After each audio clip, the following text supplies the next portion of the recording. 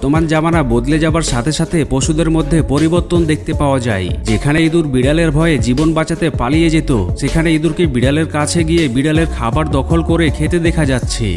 এই তোরে তো দাওয়াত দেই নাই, তুই আইসা গেছিস, তোর রক্ত দাসকে আমি হোলি খেলুম।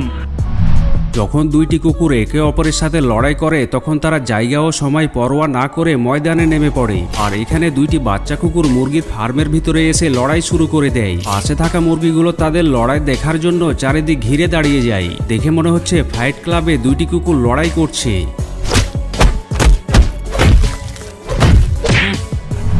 হ্যামস্টার এমন একটি প্রাণী যা দেখতে অনেক কিউট হয়ে থাকে, আর এই কারণে অনেকেই এদেরকে পালন করতে ভালোবাসে। কিন্তু এখানে এই জনাব হ্যামস্টারের সাথে খাবার নিয়ে মশকরা করতে চেয়েছিল, আর তাকে খাবার ঠিকভাবে খেতে দিচ্ছিল না, যার কারণে সে রাগ করে স্থির হয়ে থেকে যায়। আর মালিক তাকে খাবার এগিয়ে দিলেও সে কোনো মতেই খেতে রাজি ছিল না। আমি অনশন